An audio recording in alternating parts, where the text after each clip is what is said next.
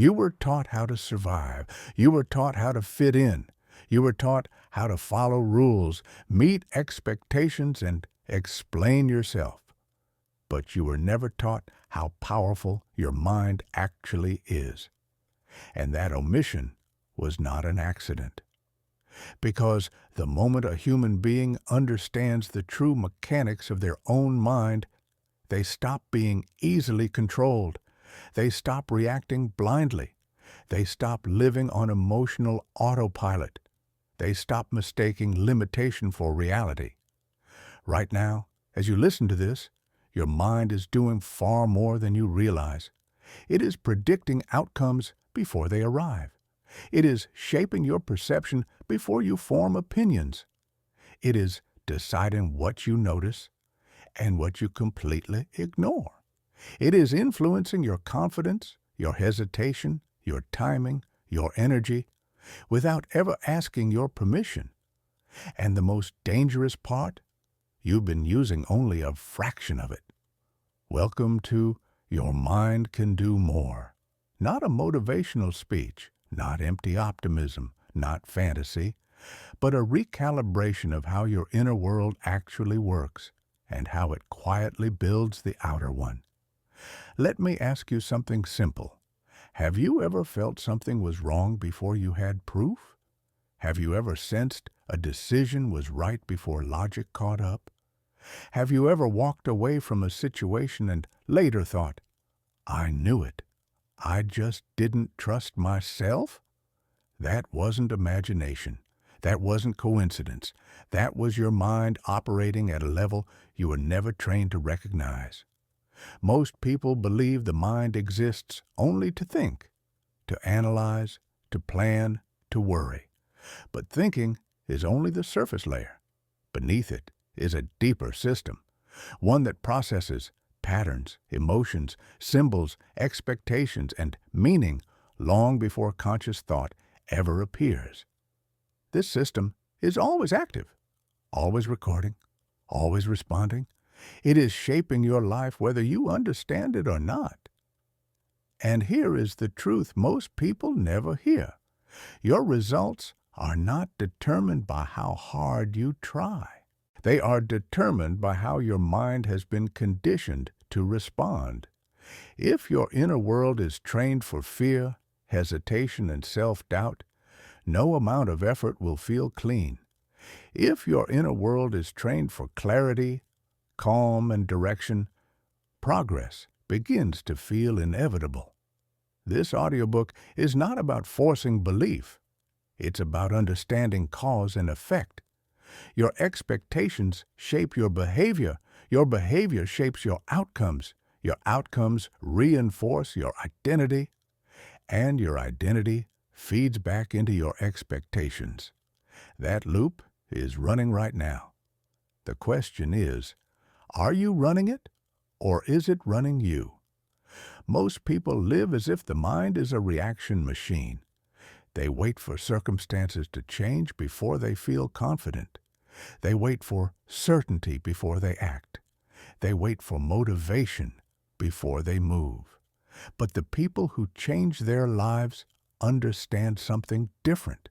They change the inner command first, because the mind does not follow reality. Reality follows the mind's dominant pattern. This is why two people can face the same setback and experience completely different futures. One collapses, the other recalibrates. Same event, different inner world. Throughout this audiobook, you are going to uncover hidden mental abilities that already exist within you, not as mystical powers, but as trained capacities, abilities that allow you to sense alignment before disaster, control emotional states instead of being ruled by them, redirect focus without exhaustion, reprogram self-talk without lying to yourself, use imagination as a tool instead of an escape, influence outcomes by stabilizing inner energy, respond instead of react. These abilities are not new. They were once normal, but modern life trained you away from them. You were conditioned to trust noise over intuition, urgency over stillness, external validation over inner authority, constant stimulation over clarity. And slowly, your mind adapted, not for power, but for survival. The result? A mind that is busy but unfocused, aware but unsure, capable but hesitant. This audiobook is a reversal of that conditioning, not by fighting the mind, but by understanding how it actually learns. Because the mind does not change through willpower alone. It changes through repetition, emotion, imagery, and attention. And once you understand that, you stop trying to force confidence and start training it. You stop chasing clarity and start generating it. You stop waiting for the world to shift and become the cause of the shift. But before we go deeper, there is one agreement you must make with yourself. Do not listen to this as entertainment. Do not listen passively. Do not wait for everything to make sense first. Listen as if you are testing a system. Notice what resonates. Notice what challenges you. Notice what feels uncomfortably true. Because the mind does not awaken through comfort. It awakens through recognition. Now, we will begin with the first forgotten ability, the one most people experience randomly, but almost no one trains deliberately. The ability that separates reaction from direction, the signal that speaks before thought, the quiet intelligence you've been ignoring for years, the power of inner knowing. And once you recognize it clearly, you will never ignore it the same way again. Dear viewers, write which city you're from. It's interesting to see which corners of the world are watching our videos. Chapter 2. The quiet signal you've been ignoring. There is a voice inside you that does not shout. It does not argue. It does not beg for attention. And that is exactly why most people never learn to hear it. This voice doesn't speak in words first. It speaks in sensations, in subtle pulls, in sudden calm, in unexplained resistance. It is the signal that arrives before logic, before emotion fully forms, before thought catches up. You've felt it. The hesitation that saved you from a bad decision, the calm certainty that appeared without evidence, the quiet discomfort you ignored and later regretted ignoring. This is not mysticism. This is pattern intelligence. Your mind is not only a thinking machine, it is a pattern-detecting system trained by thousands of experiences you no longer consciously remember. Every interaction, every success, every failure, every emotional reaction. Your mind stores them all, not as stories, but as signals. And when a familiar pattern appears again, your system reacts instantly, faster than conscious thought, faster than reasoning, faster than explanation. That reaction is what people often call intuition. But intuition is not magic. It is compressed intelligence. Think about it. Have you ever made a decision that felt right, even when you couldn't explain why, only to realize later it was exactly what you needed? Have you ever ignored a warning feeling because it wasn't logical enough and paid the price? That wasn't luck. That was your mind processing data at a level you were never trained to respect. The problem is not that people lack intuition. The problem is that people were taught to distrust it. From an early age, you were conditioned to value explanation over awareness, proof over perception, certainty over alignment. You were rewarded for being logical, correct, predictable. And slowly, you learned to silence the part of you that doesn't operate in sentences. But here's the truth. The most important decisions in life are rarely made logically first. You don't fall in love logically. You don't sense danger logically.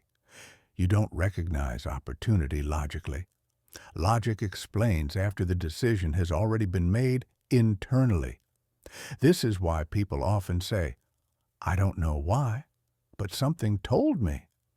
That something is your mind's pattern recognition system firing before your conscious mind catches up.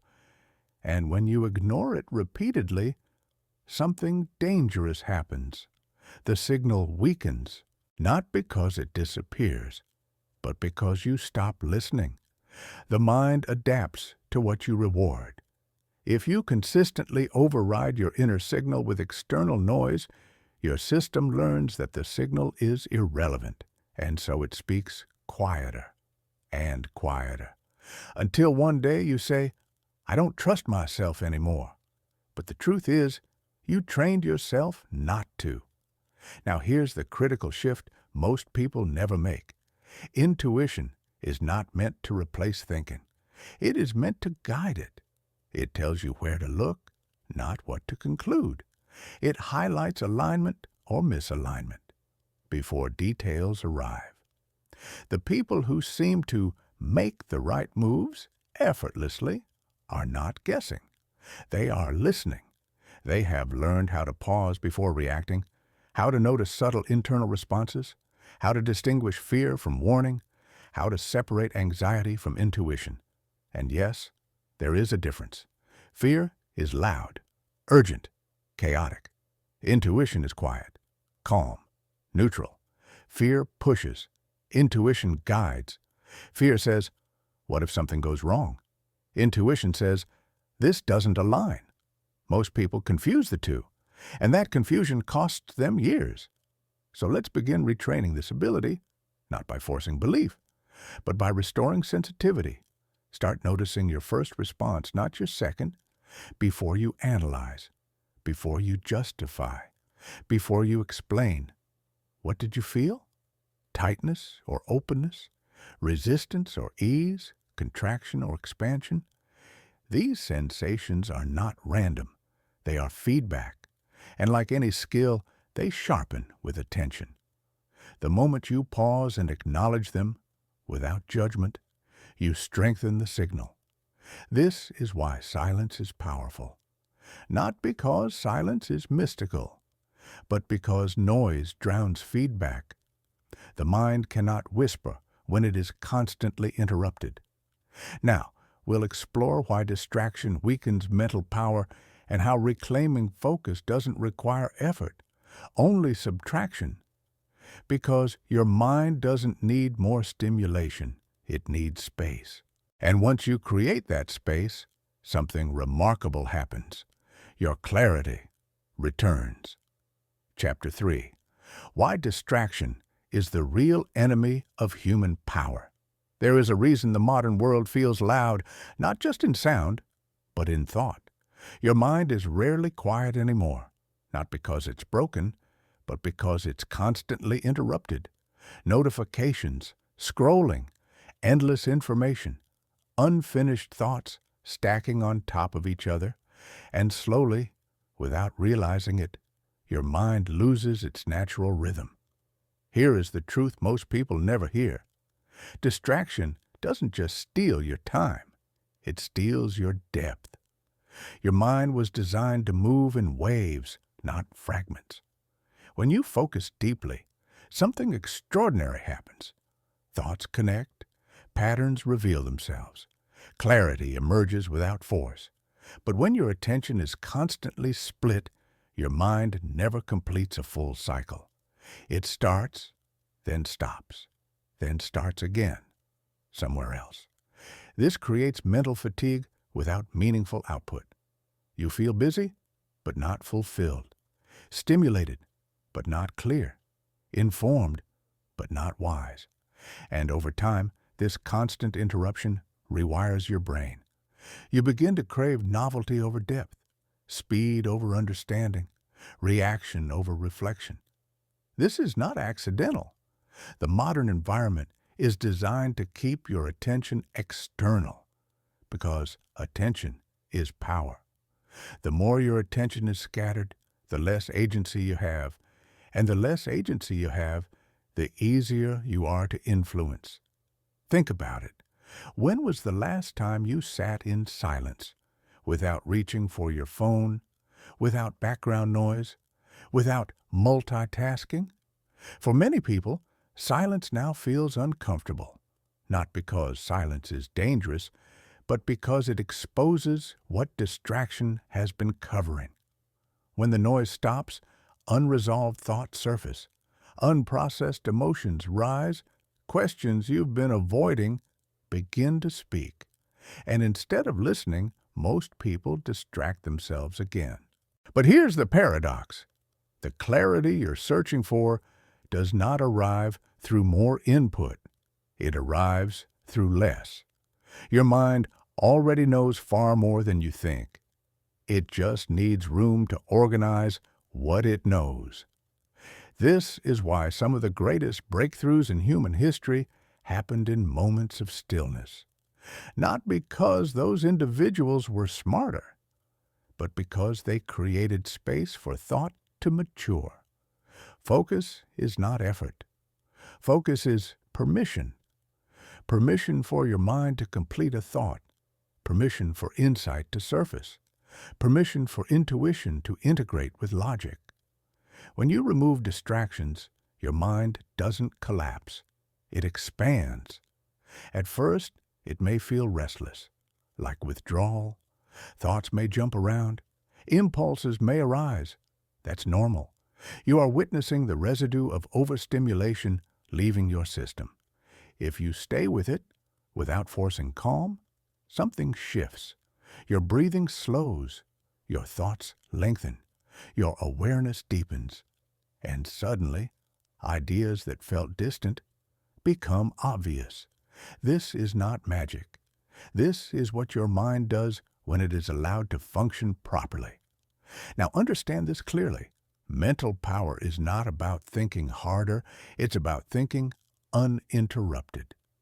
Most people never experience their full cognitive capacity, not because they lack intelligence, but because they never protect their attention long enough for it to unfold. And attention is not controlled by discipline alone. It is controlled by environment. If your environment constantly pulls your attention outward, willpower will fail. But if you redesign your environment to reduce unnecessary stimulation, focus becomes natural. This is why even small changes matter. Moments of intentional silence, single tasking instead of multitasking. Removing background noise when thinking matters. These are not productivity hacks. They are acts of mental self-respect. When you guard your attention, you reclaim your mind. And when you reclaim your mind, something powerful happens.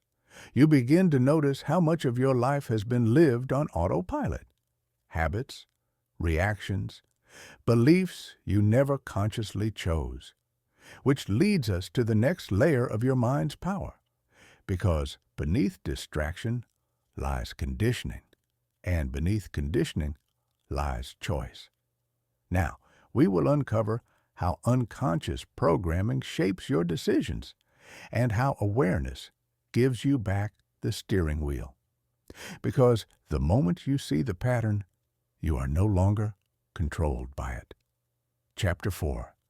The invisible program that runs your life before you ever made a conscious choice, before you formed opinions, before you decided who you were. Your mind was already being programmed, not by you, by repetition, by environment, by emotional moments you never analyzed. This is not theory. This is how the human mind learns. Your brain does not distinguish between truth and familiar. It accepts whatever is repeated with emotion as reality. And this is where real power, or limitation, is born. Most of your daily decisions are not conscious decisions. They are automatic responses. You wake up. You think the same thoughts. You react the same way. You expect the same outcomes. not because you chose them, but because they were installed. This invisible programming determines what you believe is possible, what you believe you deserve, what you avoid without knowing why, what feels safe even when it limits you, and until you see it, you live inside it. Think about this carefully. Have you ever reacted emotionally and thought later, why did I respond like that? That wasn't you deciding. That was a program executing, a shortcut your mind learned long ago. The subconscious mind exists to save energy. It automates behavior so you don't have to consciously process everything. This is powerful, but dangerous, because once a pattern is installed, it keeps running, even when it no longer serves you. A belief formed in childhood can dictate adult decisions.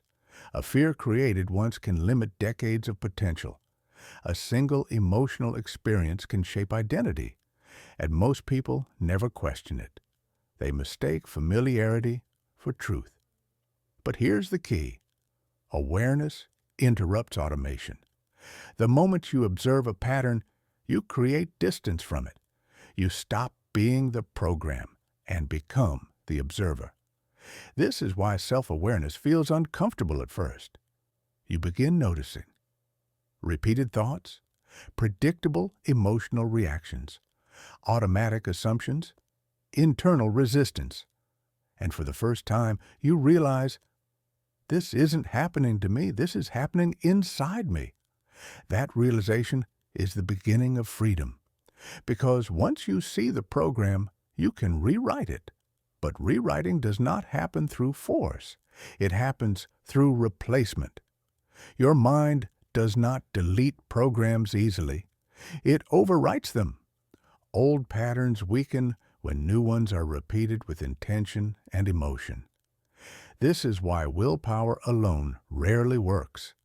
You can fight a habit, or you can change the identity beneath it. When the internal story changes, behavior follows naturally. Most people try to control actions. The powerful control meaning. Meaning determines emotion. Emotion determines behavior. Change the meaning, and the behavior changes without struggle. This is why language matters. The words you use internally become commands. I can't. I always mess this up. I'm not that kind of person. Your mind takes these as instructions, not opinions, and it organizes reality accordingly. But when you shift language, something subtle happens. I'm learning. I'm becoming more aware. I choose differently now. These phrases don't fight the old program. They replace it, and repetition is key. Just as your mind learned patterns through repetition, it unlearns them the same way. Consistency matters more than intensity. Small, repeated awareness moments reshape neural pathways. This is not motivational thinking. This is neuroscience. Your brain physically rewires based on repeated focus. What you repeatedly think, you strengthen. What you repeatedly feel, you reinforce. What you repeatedly act on, you become. Which means your mind is not fixed. It is plastic, flexible, adaptable, trainable. And this leads us to a powerful realization. You are not your thoughts. You are the one who observes them. And the observer always has choice. Now, we will explore how to consciously install empowering mental patterns, not through force, but through alignment. Because true power doesn't come from control. It comes from understanding how the system works. Friend, write your opinion on this topic in the comments. Do you agree with us or not? I'm interested to hear your thoughts. Chapter 5. How to reprogram the mind without force. You cannot fight the mind into change. Force creates resistance. Resistance strengthens the old pattern. This is why so many people try to think positive and fail. They repeat affirmations. They hype themselves up. They push motivation and then fall back into the same loops because the subconscious does not respond to pressure. It responds to consistency, emotion, and identity. Reprogramming the mind is not about overpowering it. It is about speaking its language. And the language of the subconscious is not logic. It is imagery, repetition, and feeling. This is why memories with emotion last longer than facts. Why experiences shape beliefs more than advice. Why a single emotional moment can override years of thinking. Your subconscious mind learns by association, but it asks one silent question over and over. Is this familiar? If yes, it accepts. If no, it resists. So the goal is not to introduce radical change overnight. The goal is to make new patterns feel safe and familiar. That is the secret most people never learn. Let's break this down clearly. Every belief you have today was once just a thought. That thought was repeated, emotion was attached, and eventually it became true. Confidence works the same way. Fear works the same way. Self-doubt works the same way. They are learned states, which means they are reversible, but only through the correct process. Step 1. Interrupt the old pattern. You cannot change what you do not notice. The moment you catch yourself repeating an old reaction, pause, not to judge, not to suppress, but to observe. That pause is powerful.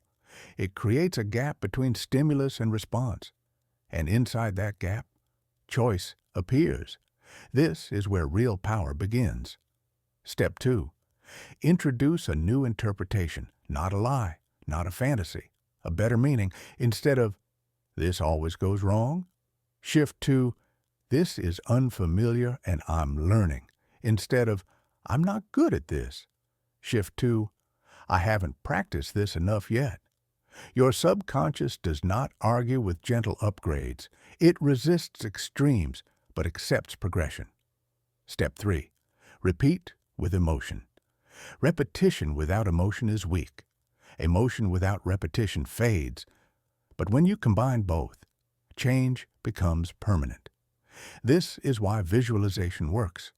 When you imagine vividly, your brain responds as if it's real. Neural pathways strengthen. Confidence increases. Familiarity grows. You are literally training the nervous system. Not pretending, not hoping. Training.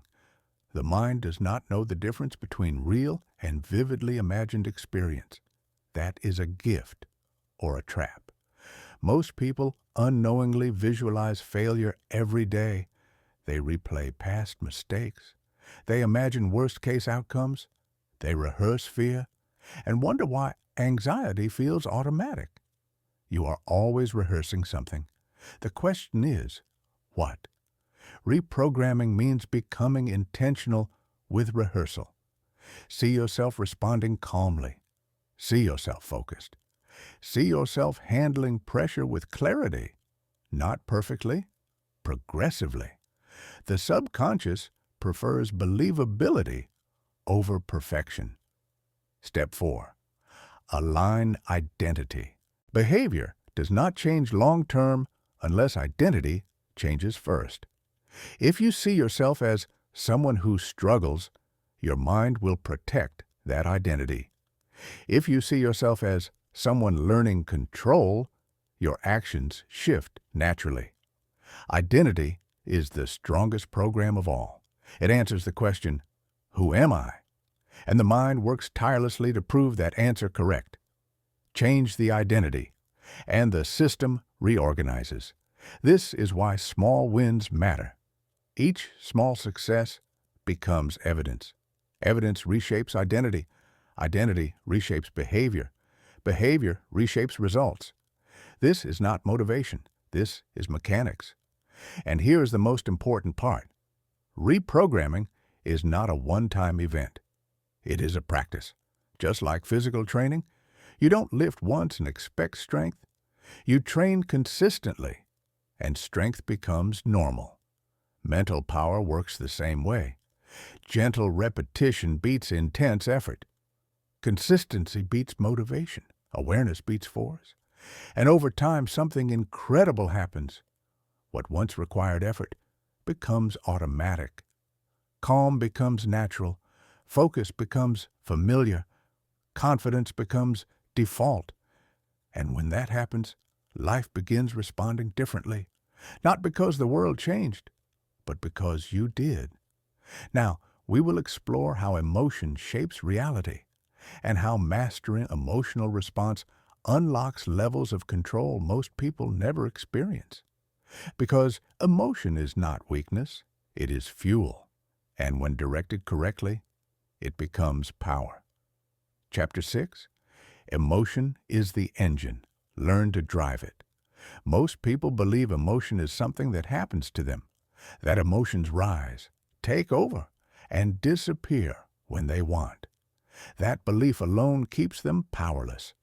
Because emotion is not random, it is generated, triggered by perception, fueled by interpretation, sustained by focus.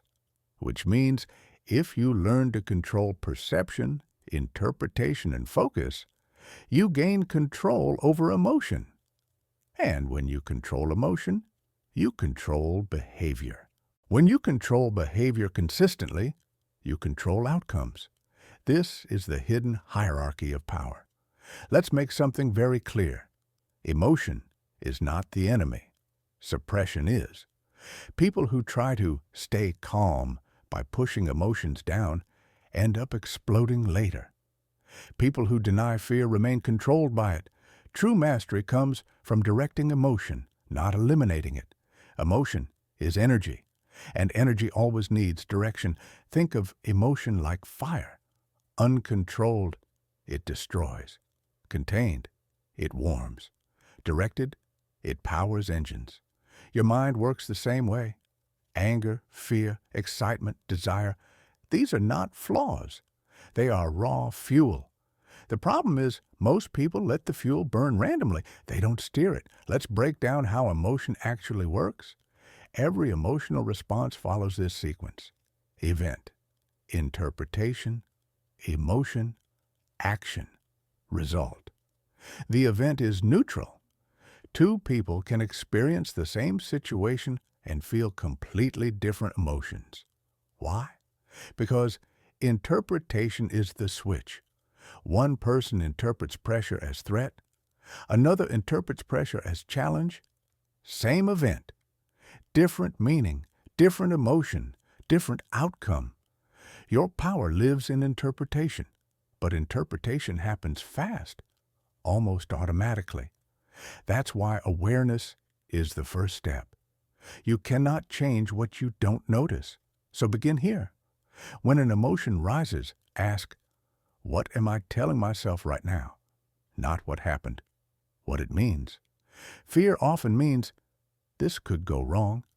Anger often means, this shouldn't be happening. Anxiety often means, I might lose control. Once you identify the meaning, you can redirect it, not by lying, by choosing a stronger interpretation. This is uncomfortable, but useful. This is pressure, but pressure builds strength. This is unfamiliar, not dangerous. Your nervous system responds immediately to meaning. Change the meaning. Change the chemistry. This is not philosophy. It is biology. The brain releases different chemicals based on interpretation. Threat triggers cortisol. Challenge triggers adrenaline and focus. Same situation. Different internal chemistry. Now here's where mastery deepens. You don't just manage emotion after it appears. You can prime emotion before events. This is what elite performers do. They don't wait to see how they feel. They decide how they will feel. Before a conversation, before a challenge, before a difficult moment, they rehearse emotional states, calm, focused, grounded, and because the brain cannot distinguish between real and rehearsed states, the body follows. emotion becomes intentional. This is why rituals matter. Breathing patterns, posture, movement.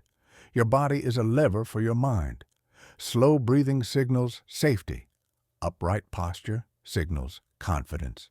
Stillness signals control. You don't need motivation, you need regulation.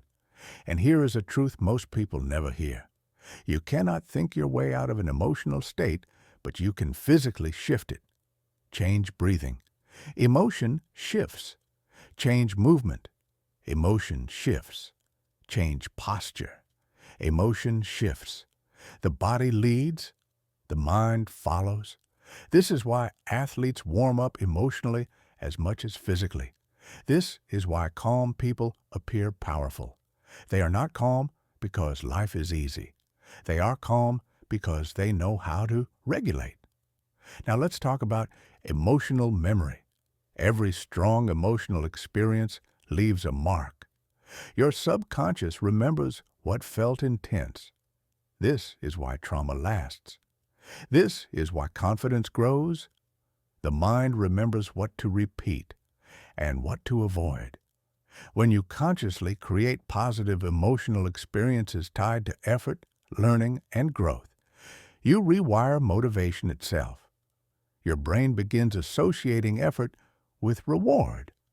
Most people associate effort with pain, so they avoid it. But when effort becomes familiar and rewarding, discipline becomes natural. This is where power compounds. Emotion stops sabotaging you and starts fueling you. You begin choosing response instead of reacting. And slowly, something profound changes. Life stops feeling like it's happening to you. It starts responding with you, because you are no longer controlled by emotional spikes. You are steering them. Now, we will explore focus, the invisible force that multiplies everything emotion touches, because emotion without focus is chaos. But emotion plus focus, that is where extraordinary results are born. Please like and subscribe if you want a better future for your children, your family, and yourself. It's very difficult to achieve success today, but I'm sure you'll succeed. All you have to do is learn and discover new things. Chapter 7. Focus is the force that shapes reality. If emotion is the engine, then focus is the steering wheel. Without focus, power scatters. With focus, even small effort becomes unstoppable. Most people don't fail because they lack intelligence. They fail because their attention is constantly divided. Their mind is everywhere, except where it needs to be. Focus is not about concentration alone. It is about selective blindness, the ability to ignore what does not matter so completely that it loses power over you. Right now, the world is designed to fracture attention, notifications, noise, urgency without importance. Your mind is being pulled outward constantly, and whatever you focus on grows. Anxiety grows when you focus on uncertainty. Confidence grows when you focus on preparation. Fear grows when you focus on imagined outcomes. Focus is not neutral. It feeds whatever it touches. This is why the most powerful people you will ever meet are not the loudest. They are the most selective. They choose what deserves mental energy. Everything else is ignored. Let's understand how focus actually works. Your brain has limited attentional bandwidth. Every thought you entertain is a withdrawal from that limited reserve. When you multitask, you don't do multiple things well. You do all of them poorly. Focus is the act of collapsing energy into one point. That collapse creates intensity, and intensity creates momentum. Here's a rule few people live by. Where attention goes, identity follows. If you focus on problems, you become reactive. If you focus on solutions, you become strategic. If you focus on comparison, you become insecure. If you focus on growth, you become resilient. Your focus quietly shapes who you are becoming. Now consider this. The subconscious mind does not question focus. It assumes whatever you dwell on is important, so it allocates resources accordingly. You think about fear. The brain prepares defenses. You think about opportunity. The brain searches for patterns. You think about failure. The brain reinforces avoidance. This is not optimism or negativity. This is neurological programming. Your focus trains your brain what to look for, which means focus is a command, and most people are issuing commands unconsciously. This is where mastery begins. You stop letting your environment decide what you focus on. You decide, not perfectly, but intentionally. Here's a powerful exercise. At the beginning of each day, ask, what deserves my best attention today? Not everything, not everyone. One thing, the one action that moves life forward. Then guard that focus like territory. No notifications, no distractions, no mental wandering. Even 60 minutes of undivided focus will outperform an entire day of fragmented effort. This is why deep work feels uncomfortable. It exposes mental weakness. Your mind will try to escape. That resistance is not failure.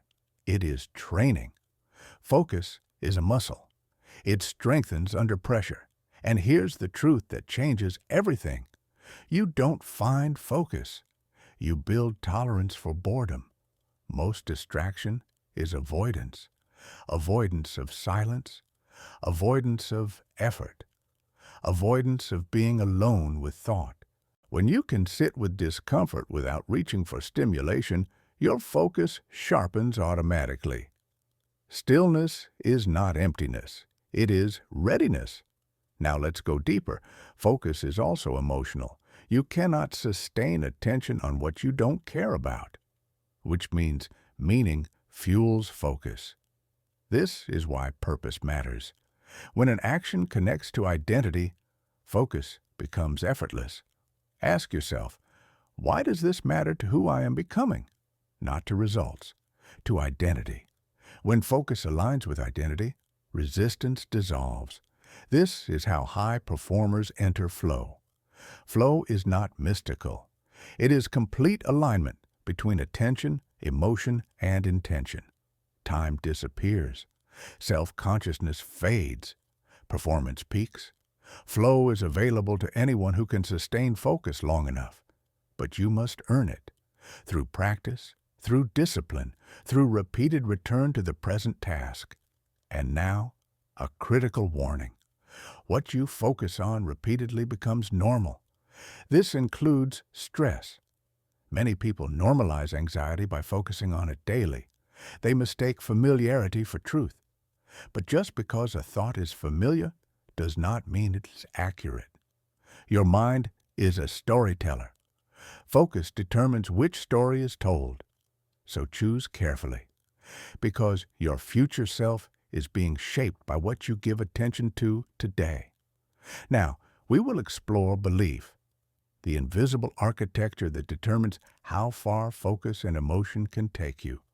Because focus without belief hits ceilings. The topic of this video was chosen by you, our viewers.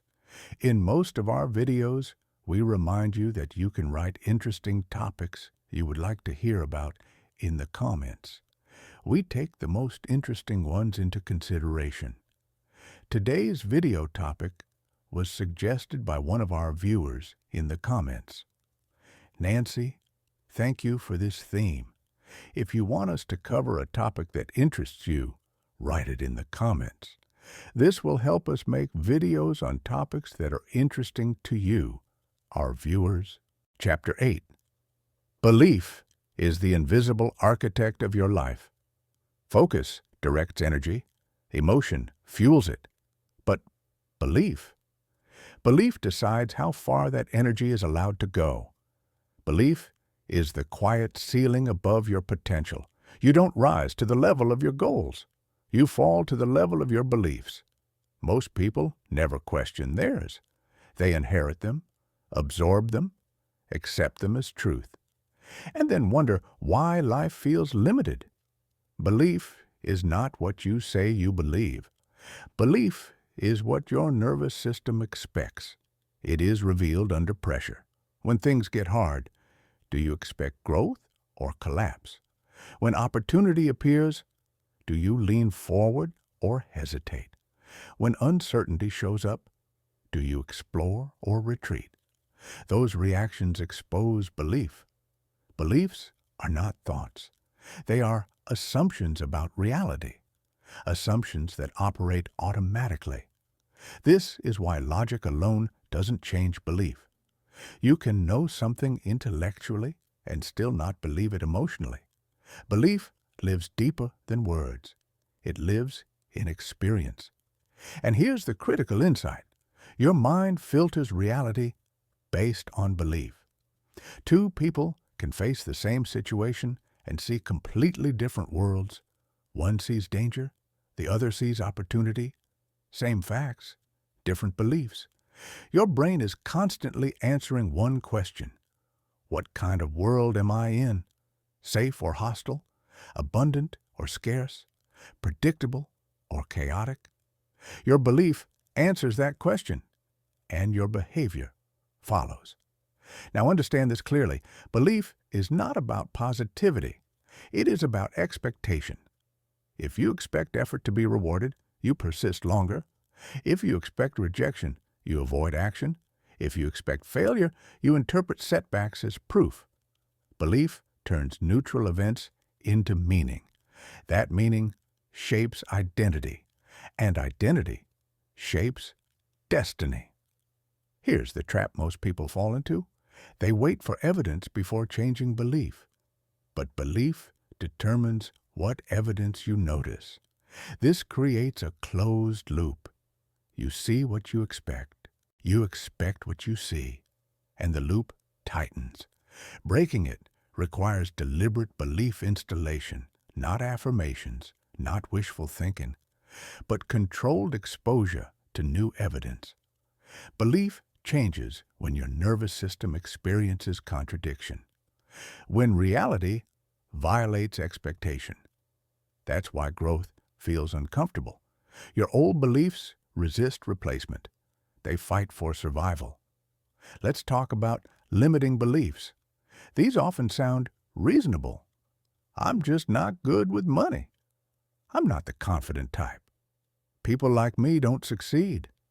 Notice the language: identity-based, permanent, closed. Limiting beliefs disguise themselves as realism, but realism is often fear wearing logic. Now, here's the shift. You don't remove a belief by attacking it. You replace it by outgrowing it. Beliefs change when your actions prove them wrong. Action precedes belief more often than belief precedes action. Confidence is built after courage, not before. Competence follows effort, not certainty. So the question becomes, what belief would unlock the next version of me? Not the final version, the next one. Belief does not need to be absolute. It needs to be useful. You don't need to believe you will succeed forever. You need to believe you can learn, adapt, and persist. That belief alone changes everything. Here's a powerful reframe. Replace "I can't" with "I don't know how yet."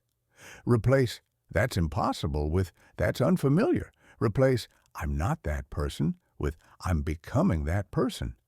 This language matters because belief responds to repetition. The brain rewires through consistency, not intensity. Now let's go deeper. Belief is also social. You absorb beliefs from the people around you. Their expectations become yours. This is why environment matters more than motivation. If everyone around you normalizes limitation, your belief system absorbs it quietly. Growth requires exposure to different standards, different conversations, different norms, different possibilities. This doesn't mean abandoning people. It means curating influence. You protect your belief system like territory, because belief is fragile in early stages. A seed does not survive storms. It needs shelter first. This is why you must be careful who you explain dreams to. Not everyone is equipped to hold possibility. Some people can only interpret through limitation. Their doubt is not malicious. It is conditioned. But it is contagious. Belief thrives in environments of expectation. Now, the most important truth: your belief about yourself becomes your self-fulfilling prophecy, not magically, but behaviorally. You act in alignment with belief. You avoid what contradicts it. You pursue what confirms it, which means the fastest way to change your life is to change what you believe is possible for someone like you, not someone else. You. And now we will explore identity, the deepest layer of the mind, where belief, emotion, and focus merge into who you are. Because when identity shifts, effort disappears. Chapter 9. Identity, the role you wake up playing every morning before you make a single decision, before you speak, before you act, before you even think clearly. You wake up as someone, not physically, psychologically. You wake up into an identity. And identity is the most powerful force shaping your life. Identity decides what feels normal, what feels possible, what feels like you, and what feels foreign. Most people try to change habits. Some try to change thoughts. Very few change identity. And that's why change rarely lasts. Because behavior that conflicts with identity feels exhausting. You can force discipline for a while. You can push motivation temporarily. But eventually, identity wins. If you see yourself as someone who struggles, success feels uncomfortable. If you see yourself as not that type of person, growth feels like betrayal. The mind will always pull you back to what feels familiar, even if familiar hurts. This is why people sabotage progress, not consciously, but automatically. Their identity hasn't caught up with their potential. Let's make this clear. Identity is not who you are. Identity is who you've been rehearsing. It is a collection of stories repeated so often that they feel like truth. I'm always like this. I've never been good at that. This is just how I am. Those are not facts. They are scripts, and scripts can be rewritten, but only if you understand how identity forms. Identity is built from three things. 1. What you repeatedly do. 2. What you repeatedly think. 3. What you repeatedly say about yourself. Repetition creates recognition. The brain says, this is who we are. Now here's the hidden trap. Most people wait for identity to change before acting differently. But identity changes after behavior, not before. You don't become disciplined and then take action. You take disciplined actions, and the brain updates identity. I guess this is who we are now. This is why small actions matter. They are identity votes. Every action is a ballot. Every choice says, I am the kind of person who does this. Miss enough votes, and identity stays the same.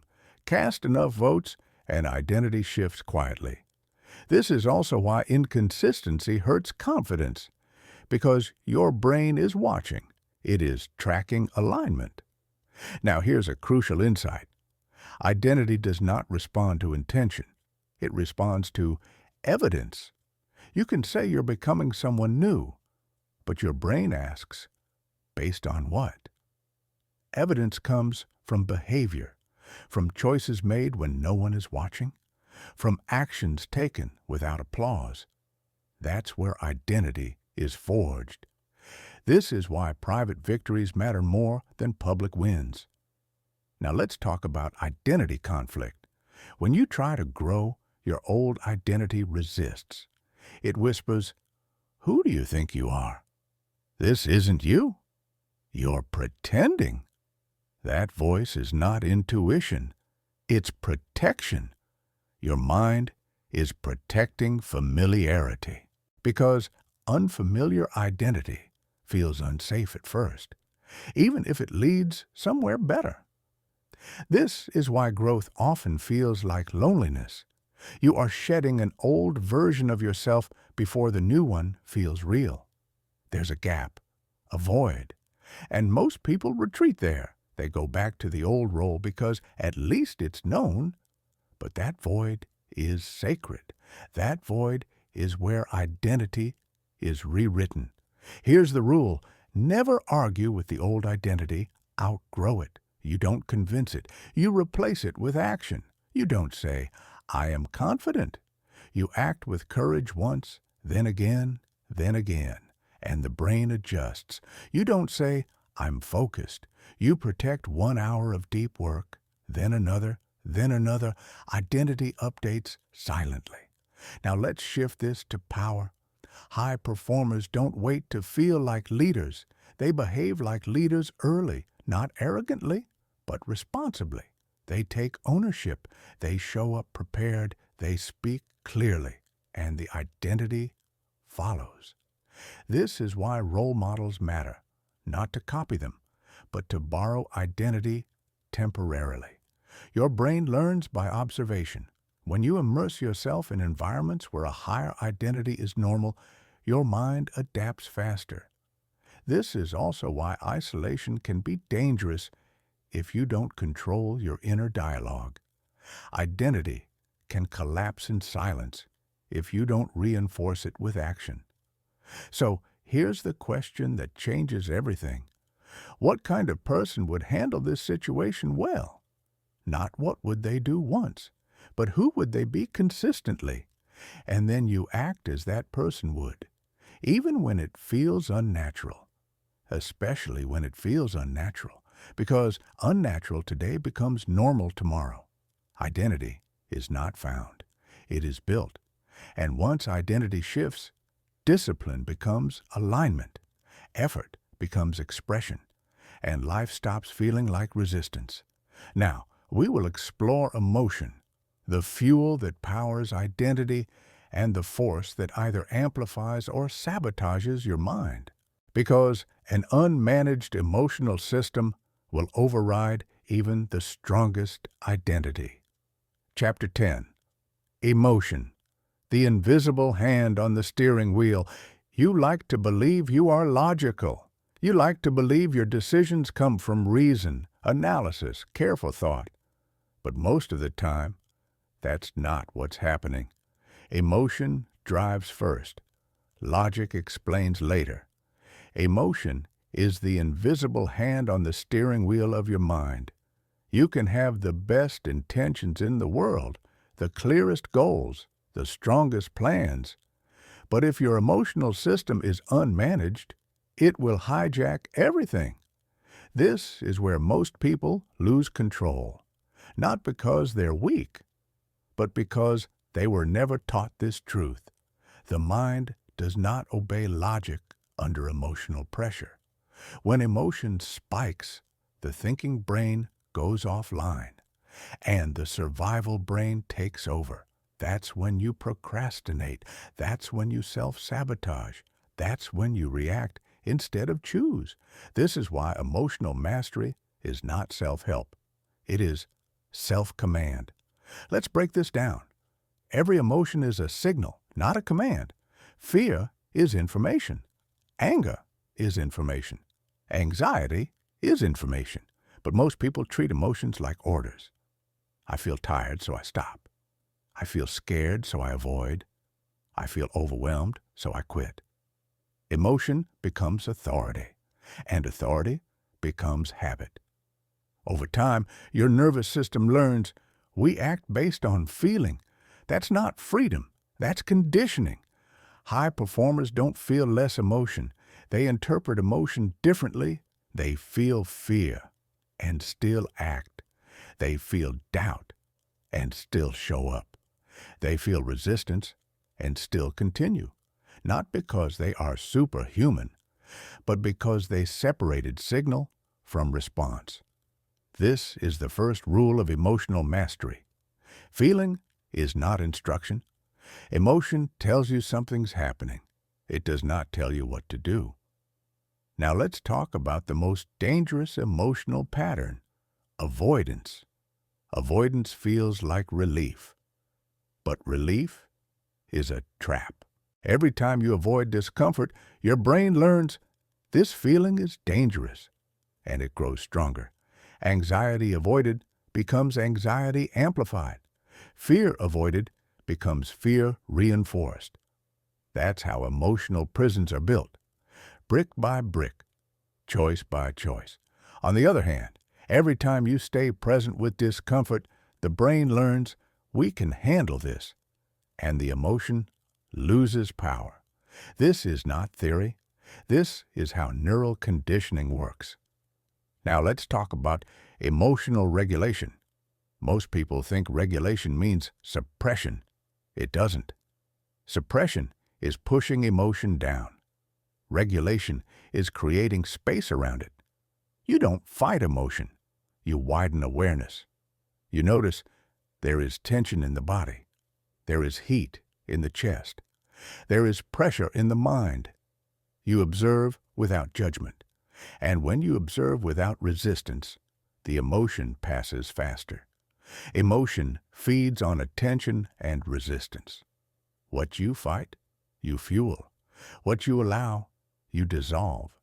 This is why awareness is power. Now here's a truth most people never hear. Your emotional baseline determines your life trajectory. Your baseline is what you return to when nothing is happening. Some people live at a baseline of stress. Some live at irritation. Some live at fear. Some live at apathy. A few live at calm focus. Baseline determines how you respond to setbacks, how you perceive opportunity, how you treat others, how you treat yourself. If your baseline is chaos, your decisions will reflect it. So how do you change baseline? You don't do it through motivation. You do it through regulation rituals. Simple, repeated practices that calm the nervous system. Not occasionally, daily. This might be breath control, movement, stillness, journaling, silence. It doesn't matter what you choose. What matters is consistency. Because consistency teaches the body safety, and safety allows clarity. Now let's talk about emotional memory. Your mind stores emotional experiences more strongly than logical ones.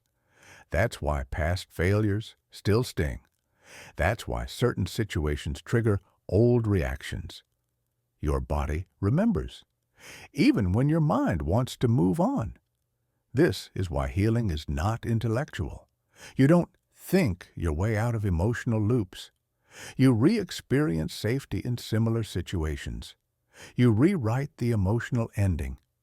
Every time you face what once overwhelmed you and remain regulated, the emotional memory updates.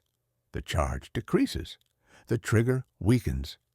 This is how emotional freedom is earned. Now let's talk about emotional responsibility. This is where power truly begins. Emotional responsibility means I am responsible for my internal state, not others, not circumstances, not the past. This doesn't mean you caused everything. It means you choose how you relate to it. And that choice is everything. When you stop outsourcing your emotional state, you stop being controlled. No one can push your buttons if you unplug them. This doesn't mean you become cold. It means you become grounded, present, unshakable. Now here's the final truth of this chapter. The mind follows emotion, but emotion follows the body.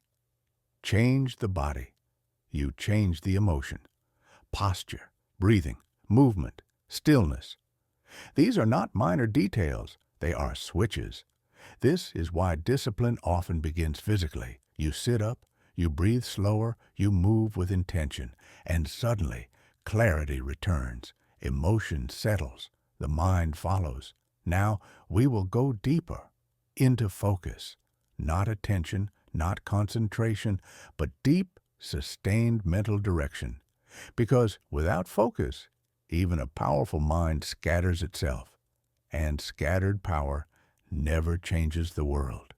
Dear viewers, write in the comments what you'd like us to talk about in the next video. We promise to read all the comments and pick the best and most relevant topics. Thanks. Chapter 11. Focus, the rare currency of power. If emotion is the steering wheel, focus is the engine.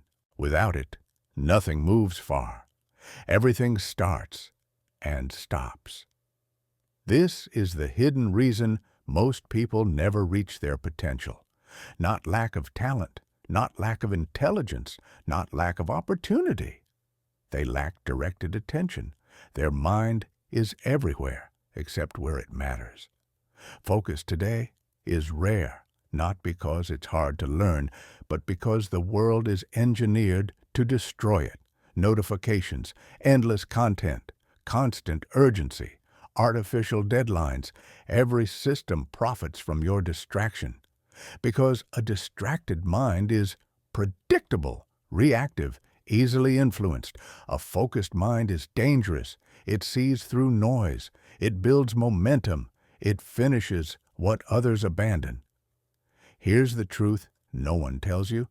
Your life is a reflection of what you consistently focus on. Not what you think about once, not what you intend. What you repeatedly return your attention to. If you focus on problems, you expand problems. If you focus on fear, you reinforce fear. If you focus on progress, progress compounds. Focus is not willpower. It's environment plus identity. Most people try to force focus in an unfocused life. That's like trying to run fast while carrying weight. Focus begins with subtraction. Remove noise. Remove excess input. Remove unnecessary decisions. Every choice consumes mental energy. High performers reduce decisions, not increase them. Same routines, same schedules, same priorities. Decision fatigue is real, and a fatigued mind cannot focus. Now let's break down the types of focus. Shallow focus reacts. Deep focus creates. Shallow focus checks. Deep focus builds. Shallow focus is fast but fragile. Deep focus is slow but unstoppable. Most people live in shallow focus all day. 5 minutes here, 10 minutes there, always interrupted, never immersed. This trains the brain to avoid depth. Depth feels uncomfortable to an untrained mind. Why? Because deep focus forces you to face resistance, boredom, uncertainty, mental strain. These sensations are not signals to stop. They are signals that real work has begun. This is where most people quit. They misinterpret resistance as a warning, but resistance is a gateway. Every breakthrough sits behind a period of discomfort. Focus is the ability to stay present past the urge to escape.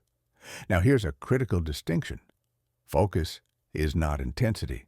It's duration. Anyone can focus intensely for a moment.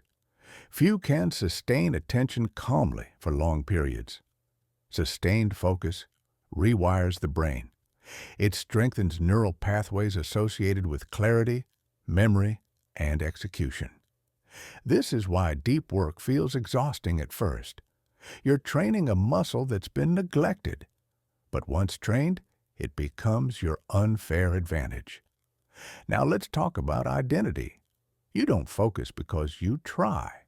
You focus because of who you believe you are. If you see yourself as distracted, your actions will confirm it. If you see yourself as disciplined, you'll return to focus automatically. Identity precedes behavior. So instead of saying, I need to focus more, you say, I am someone who finishes what I start.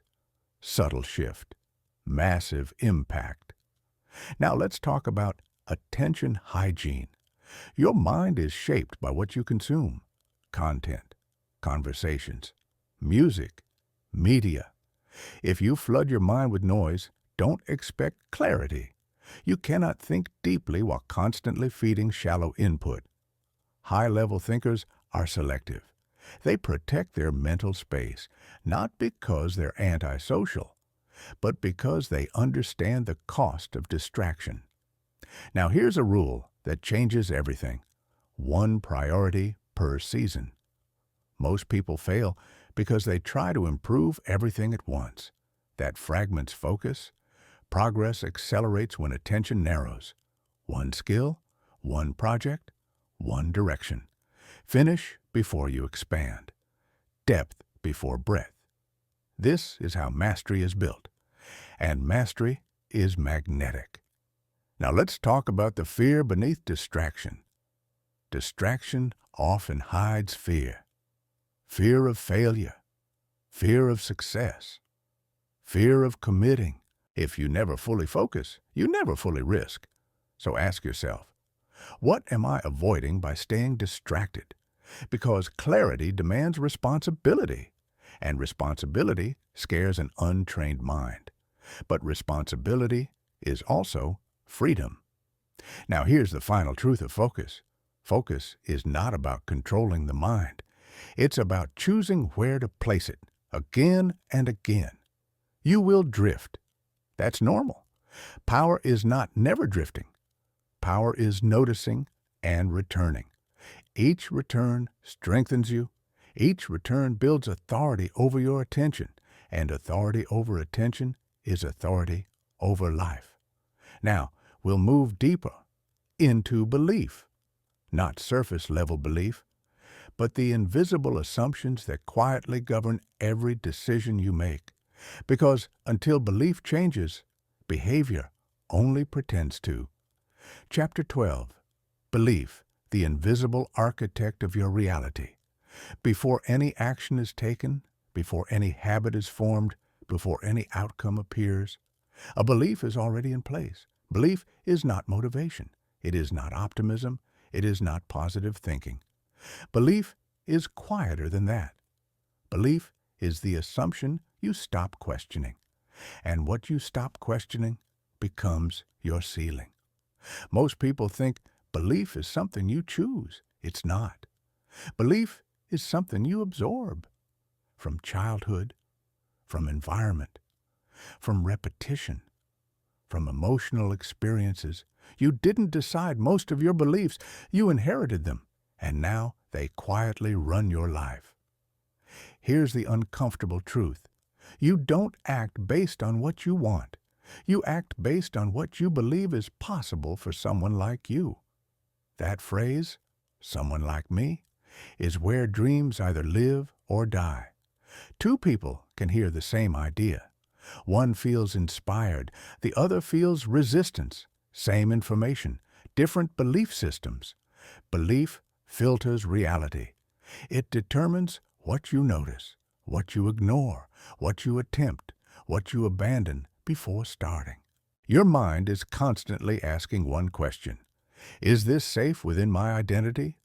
If the answer is no, your nervous system sabotages you. Procrastination, self-doubt, distraction, rationalization. Not because you're lazy, but because your beliefs say, this doesn't belong to us. This is why willpower fails.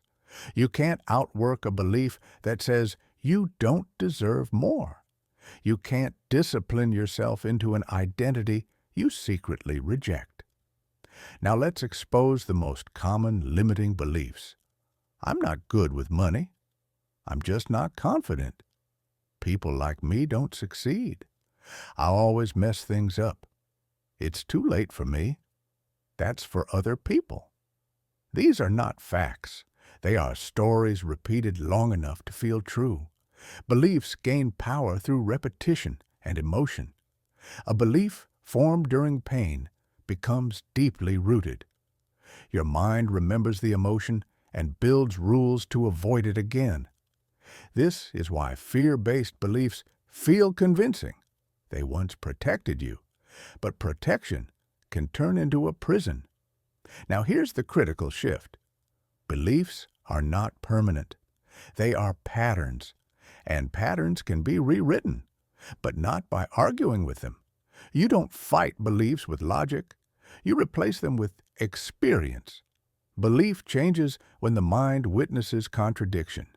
One small win, one unexpected result, one moment of proof. This is why action matters, but only aligned action. You don't jump from "I can't" to "I'm unstoppable." That creates internal resistance. Instead, you move from "I can't" to "I'm willing to try." From "I'm not capable" to "I'm learning." Beliefs shift gradually through consistency. Now let's talk about self-trust. Self-trust is the foundation belief. If you don't trust yourself, you won't commit. If you won't commit, you won't follow through. And without follow-through, belief never updates. This creates a loop. Break promises to yourself. Self-trust erodes. Keep small promises. Self-trust grows. Self-trust is built quietly, through discipline in private. No applause, no recognition, just you, keeping your word. This is why routines matter. They aren't about productivity. They are about identity reinforcement. Every time you show up, you send your brain a signal. I am someone who follows through. Belief updates. Now let's address the belief about limits. Most limits are borrowed. From parents, from culture, from peers. Be realistic. Don't aim too high. Stay safe. Safety is not evil, but safety without growth leads to stagnation, and stagnation slowly turns into regret. Your mind is capable of far more than it's been allowed to explore, but exploration requires discomfort. Growth demands uncertainty, and belief expands only when challenged. Here's a powerful exercise. Ask yourself, what do I believe is too much for me? That answer reveals your current edge. That edge is not a warning. It's an invitation. Now here's the most important insight. Belief is not changed by thinking differently. It's changed by living differently. Action precedes belief, not the other way around. You don't wait to believe you're confident to act confidently. You act, and belief follows. You don't wait to believe you're disciplined to be disciplined. You show up, and belief catches up. Belief is the echo of behavior. Now understand this. Your mind wants consistency. If your actions contradict your beliefs long enough, beliefs will change. This is neuroplasticity in motion. You are not fixed. You are adaptable, but only if you challenge your assumptions. Now here's the final truth of belief. You will never outperform your self-image, not sustainably. So the real work is not external, it's internal alignment.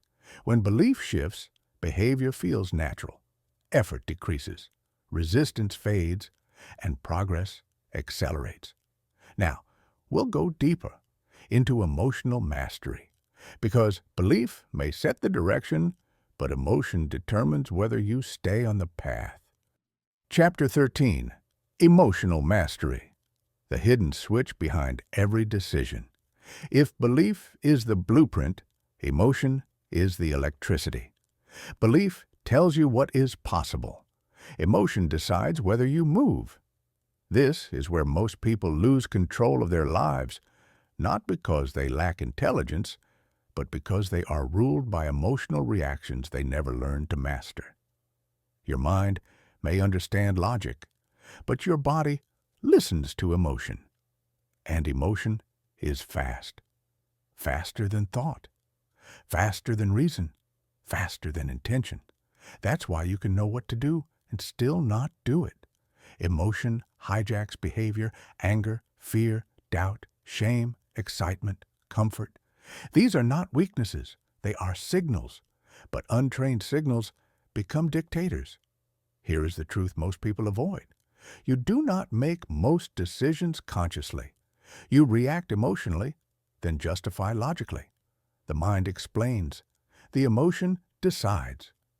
Ask yourself this: who am I becoming? Not who do I want to be one day, but who am I rehearsing today? Every thought you repeat is a rehearsal. Every reaction you allow is a rehearsal. Every excuse you accept is a rehearsal. You are always practicing something. The question is, what? Now here is the most empowering truth you will ever hear. You do not need to control every thought. You only need to choose which ones you feed. Thoughts starve without attention. Beliefs weaken without reinforcement. Patterns dissolve without repetition. This means freedom is not force. It is redirection. And redirection begins with one simple habit: daily self-observation without judgment. Not criticism, not shame, just awareness. This keeps the mind flexible, and flexibility is power. Now understand this: life will still challenge you. Stress will still appear. Fear will still whisper. The goal was never to eliminate difficulty. The goal was to eliminate unconsciousness. When you are conscious, even difficulty becomes information. Even pain becomes instruction. Even failure becomes feedback. This is mastery, not dominance over life, but harmony with it. Now take a breath and let this land. You are not broken. You were never weak. You were never lacking power. You were simply untrained, and training changes everything. From this point on, you will notice moments differently. You will hear your thoughts more clearly. You will feel emotions sooner. You will pause where you once reacted. This is not coincidence. This is awareness activating, and awareness once awakened does not go back to sleep easily. Now, here's your final instruction. Do not try to remember everything. Live one principle at a time. Choose one area, focus, emotion, belief, identity. Work with it gently. Consistency beats intensity, always. And finally, remember this: your mind is not your enemy. It is your most powerful tool. Treat it with discipline. Train it with patience. Direct it with intention. Because when the mind is mastered, life stops feeling like resistance and starts feeling like alignment. If this audiobook resonated with you, share the moment that hit you hardest and tell us, what topic should we explore next? Your journey does not end here. It begins now.